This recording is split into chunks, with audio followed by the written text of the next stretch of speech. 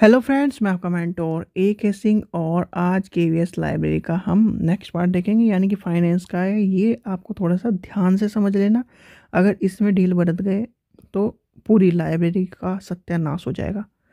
यानी कि PPS, zero base budget, ये थोड़े से आपको समझने पड़ेंगे। रिसोर्स मोबिलाइजेशन, इसको समझना पड़ेगा, क्योंकि इस तरह के टॉपिक कहीं ना कहीं दिक्कत दे जाते हैं।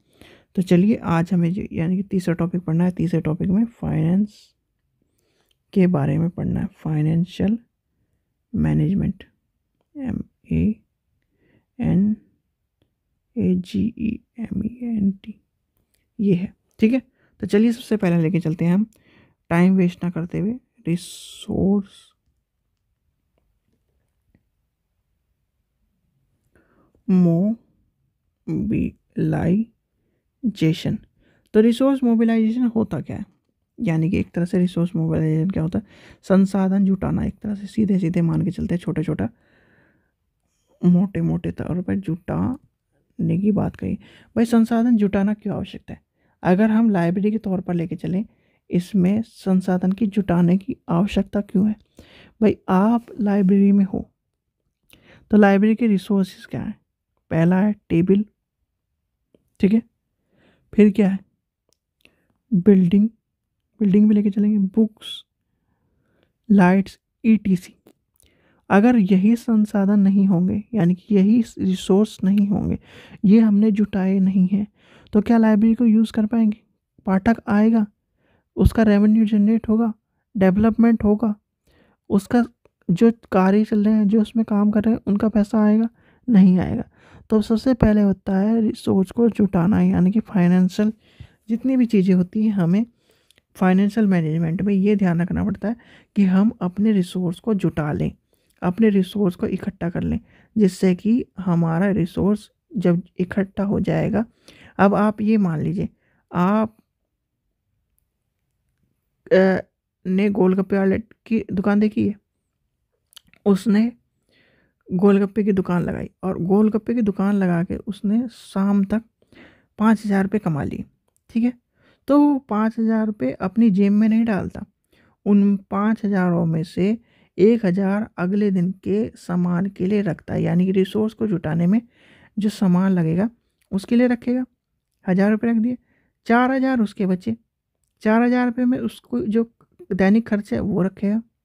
फिर जो जो सेविंग होगी लास्ट में, जो 2,000, मतलब उसने 3,000 इधर उधर का डाल के, यानी कि दुकान बुकान का डाल के 2,000 रुपये बचे, तो 2,000 उसकी सेविंग है।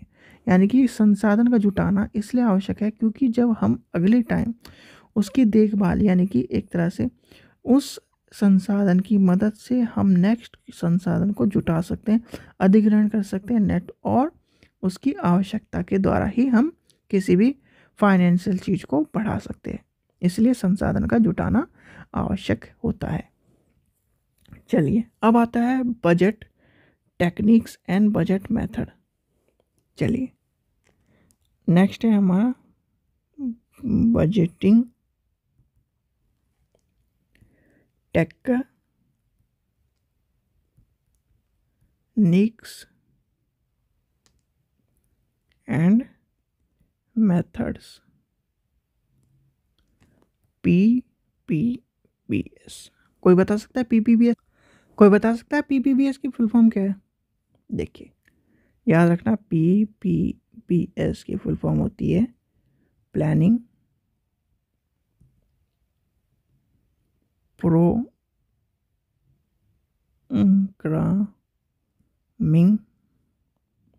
And budgeting system. ये है आपकी PPBS की फुल फॉर्म, लिख लेना, ये कभी कभी पूछी जाती है। अब बजटिंग टेक्निक एंड मेथड्स क्या है PPBS की? PPBS का मतलब ये है कि बजटिंग टेक्निक उसकी ये है कि बजटिंग में जितने भी सारी हमें लेके चलनी है, यानी उसे प्राइस को प्रोसेसिंग लेके चलनी है। सीधे सीधे एक एग्जांपल से समझिए, ये आपकी लाइब्रेरी है, ठीक है, ये आपकी लाइब्रेरी है। तो इसमें बजटिंग टेक्निक क्यों ज़रूरी है? मान लीजिए इसका रेवेन्यू जनरेट होता है एक महीने में 5,000 रुपये, ठीक है। हम लाइब्रेरी का लेके चलेंगे, अभी गोलगप्पे वाले का उदाहरण ले जाता हमने, ठीक है, बच्चे समझ ना पाए कभी, ठीक है। हमने 5,000 रुपये जनरेट कर लिए मंथ के। अब बजटिंग टेक्निक और मेथड्स क्या कहते हैं? बजटिंग टेक्निक यानी कि ये कहते हैं सबसे पहले प्लान, उसमें पीपीबीएस में क्या होता है, सबसे पहले आपको दिख रही होगी प्लानिंग। प्लानिंग किस चीज़ की करेंगे कि क्या चीज़ हमारे किसके लिए, लाइब्रेरी के लिए इम्पोर्टेंट है, जो लाइब्रेरी के डेवलपमेंट में यानी कि उसके जीरो से हीरो बनाने का काम करेगी। अब ये देखेंगे कि पाठक को बहुत दिन हो गए, चाहिए कि सर आप इसमें मंथली मैगजीन लाए, करंट अफेयर की मैगजीन लाए, तो प्लानिंग ये करा जाएगा कि बजटिंग को इस तरह से मोड किया जाएगा, इस तरह से टेक्निक किया जाएगा कि उसमें सबसे पहला नंबर रहेगा करंट की मैगजीन का, फिर और चीज़ों का रहेगा, फिर बजटिंग को इस तरह से इफेक्ट किया जाएगा कि अगले बार जो 5,000 का जो आज बजट बना है वो 10,000 का बने, ठीक है।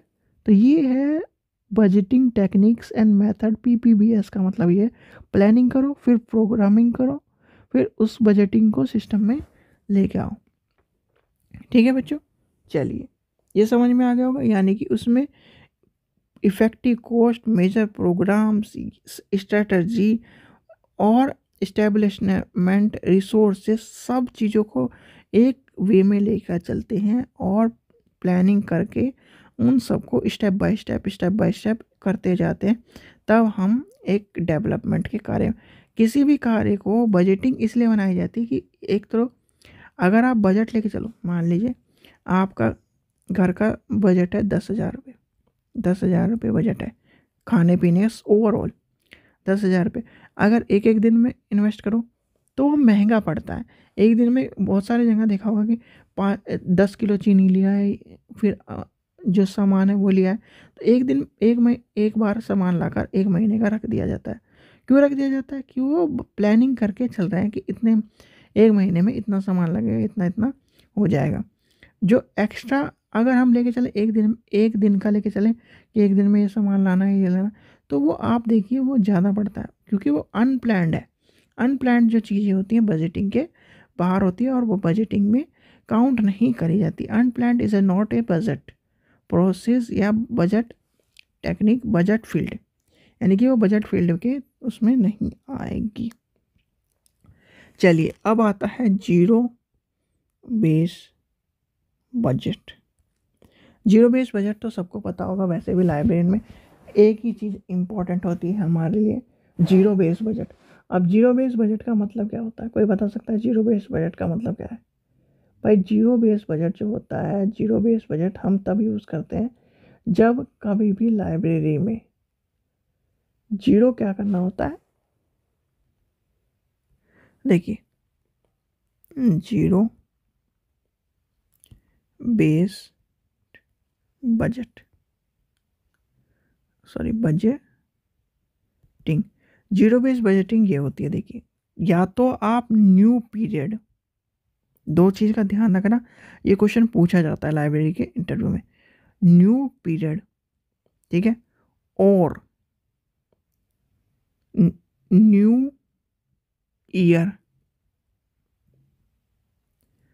जब इन दोनों में से जब आप न्यू पीरियड और न्यू ईयर से शुरू करोगे किसी भी चीज़ को, यानी कि न्यू पीरियड और न्यू ईयर से शुरू करोगे, तो वो जो पिछला है, जो चीज़ें हैं वो शून्य दिखाई जाएंगी, इसलिए इसका नाम जीरो बेस बजट पड़ा।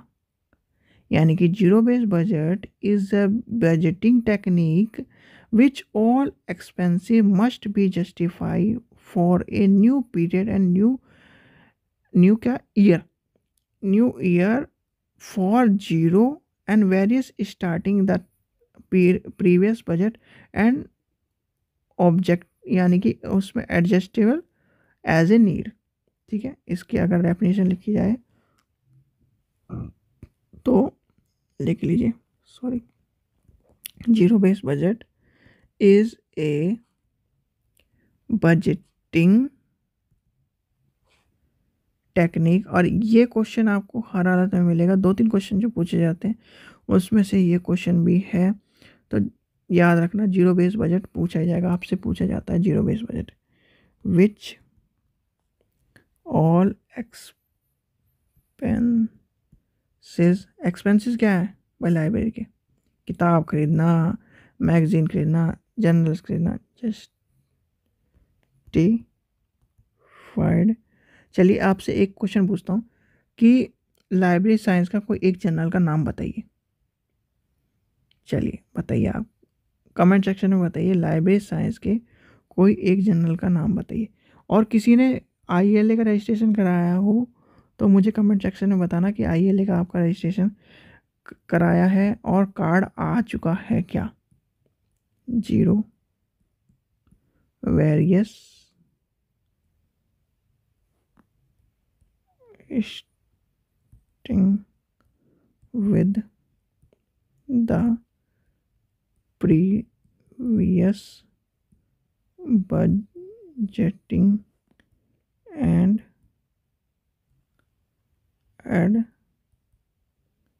adjusting its needs। ठीक है, ये है जीरो बेस बजट की। भाई सीधी सीधी बात ये है, आपका जो आपने नौकरी करी, नौकरी करने के बाद आपका साल कब से शुरू होता है भाई? 1 अप्रैल से शुरू होता है। और 1 ही अप्रैल से हमारा किसका शुरू होता है? तनख्वाह का, यानी कि हमारा बजट का शुरू होता है। 1 ही अप्रैल से हम नई कक्षा में बच्चों को लेके जाते हैं। तो वही काम है जीरो बेस बजट का कि एक तारीख जो है, एक ईयर, एक पीरियड जब से शुरू होगा, न्यू पीरियड और न्यू ईयर जब से शुरू होगा लाइब्रेरी का, उसके पहले का जितना भी होगा वो सारा शून्य हो जाएगा, नए साल से शुरू हो जाएगा। तो ये है आपका जीरो बेस बजट। ठीक है, अब बजटिंग कंट्रोल, यानी कि बजटिंग कंट्रोल आएगा। बजटिंग कंट्रोल में क्या होता है? बजटिंग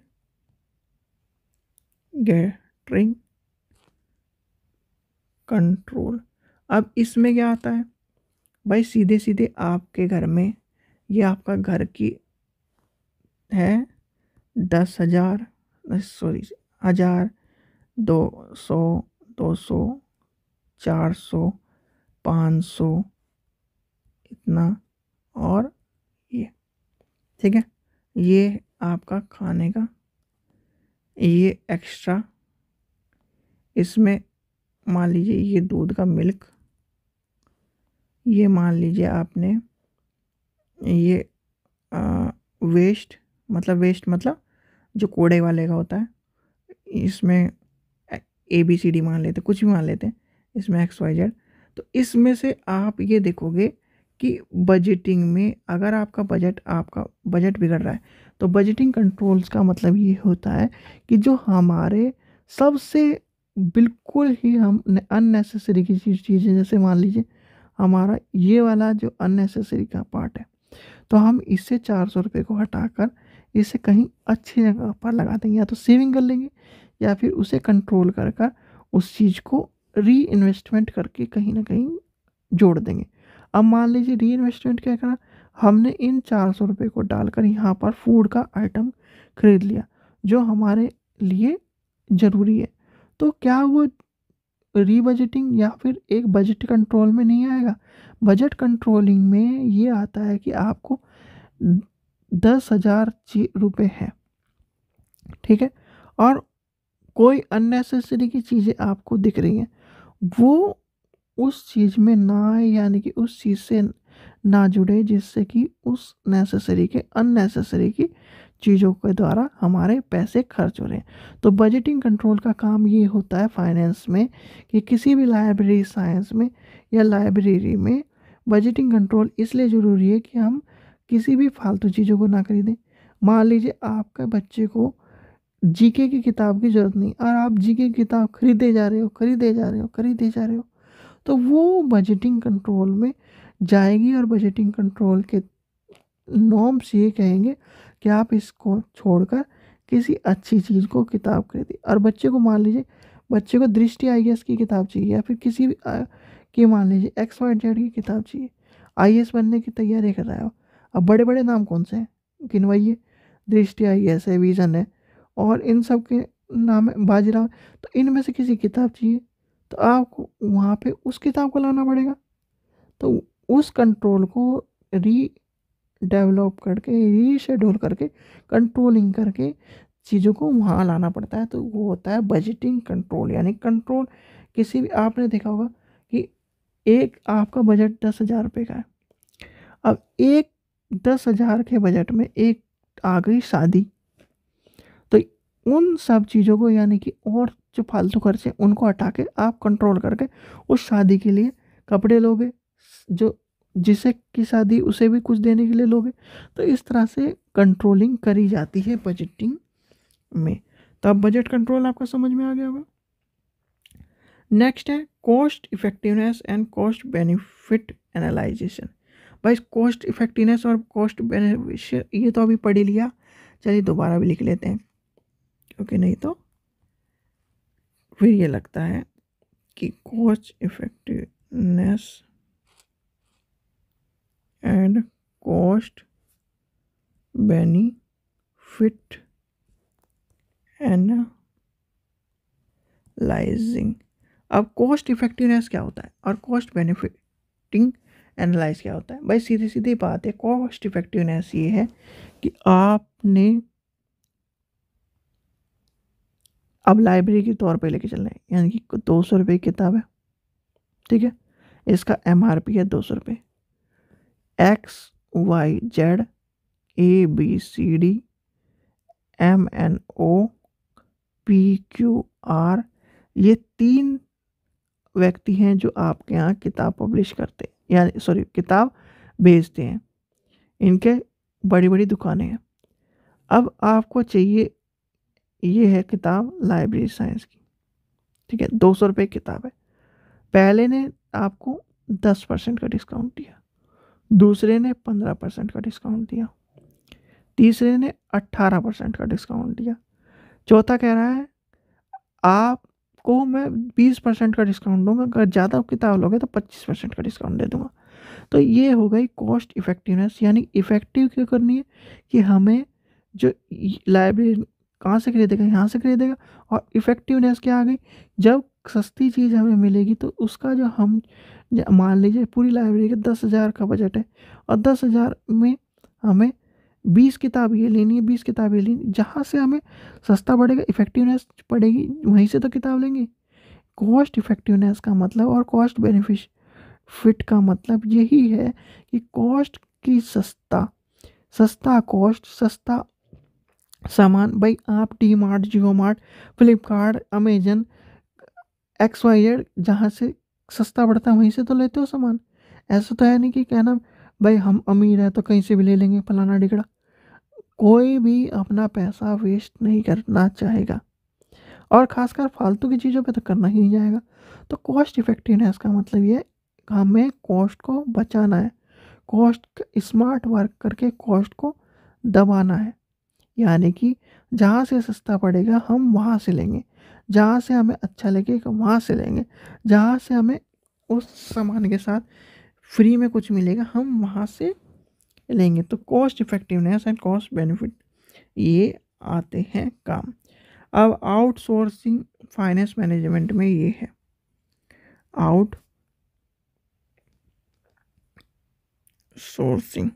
आउटसोर्सिंग में फाइनेंस मैनेजमेंट में और फाइनेंस मैनेजमेंट में भी लाइब्रेरी में आपको ये देखा होगा कि बहुत सारे जो पब्लिशर होते हैं वो आपको स्पेसिमेन कॉपी दे जाते हैं या बहुत सारी बुक्स फ्री में दे जाते हैं। तो वो आउटसोर्सिंग है फाइनेंस का।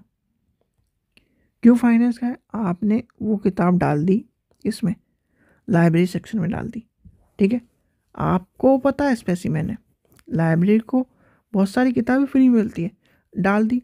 अब वो किताब किसी बच्चे ने इशू कराई, इशू कराने के बाद उसे पेनल्टी चढ़ गई, या उसकी फ़ोटोकॉपी कराने के लिए ले गया, या XYZ उसने वो किताब खो दी बच्चे ने, ठीक है। अब रूल्स क्या कहते हैं, 2 टाइम्स जो बुक का है MRP, या फिर जो उसमें लिखा हुआ है 2 टाइम्स, और या वो बुक ला के दो। यही तो 2 रूल है, या तो 2 टाइम्स पेनल्टी पे करो या वो बुक ला के दो, दोनों चीज़ आ गई। अब आउटसोर्स क्या हो गया, ये आउटसोर्स हो गया हमारा। भाई हमारा क्या काम है, लाइब्रेरी का। अब हम खुद का मतलब इनकम से, यानी कि खुद के लाइब्रेरी बजट से किताबें खरीद रहे हैं। अब किताबें हमें मिल एक जगह से फ्री में मिल रही, तो आउटसोर्सिंग हो गया। यानी कि आउटसोर्सिंग का मतलब ये है कहीं से भी पैसा आना, फाइनेंस मैनेजमेंट होना, फाइनेंशियल जुड़ा होना, तो ये कहलाता है आउटसोर्सिंग मैनेजमेंट। ये सब चीज़ें इसमें आती हैं। ठीक है बच्चों, तो आपका फाइनेंस मैनेजमेंट का भी टॉपिक क्लियर हो गया। अब बचता है रिपोर्टिंग का। ये भी रिपोर्टिंग का भी कल करवा दूंगा मैं, तो आप परेशान ना हो, आपका सिलेबस मज़े से पूरा हो जाएगा। आप चैनल को सब्सक्राइब करके रखिए, और लाइब्रेरी की जितनी भी मैराथन जो रितु मैडम करा रही है उनको भी देखते रहिए, क्योंकि क्वेश्चन चेंज नहीं होते लाइब्रेरी साइंस में। लाइब्रेरी साइंस में कुछ सबसे बड़ी अच्छी बात यह है, आपने 10-20 पेपर पढ़ लिए, ठीक है, और वो भी KVS NVS इधर उधर के पेपर पढ़ लीजिए, और पेपर पढ़ने के बाद क्या होता है, उनसे ही आपको क्वेश्चन देखने के लिए मिलेगा। ठीक है, तो चलिए, आशा करता हूँ आपको वीडियो पसंद आएगी। वीडियो पसंद आए तो लाइक करें, चैनल को सब्सक्राइब करें, वीडियो को ज़्यादा से ज़्यादा शेयर करें। Thank you.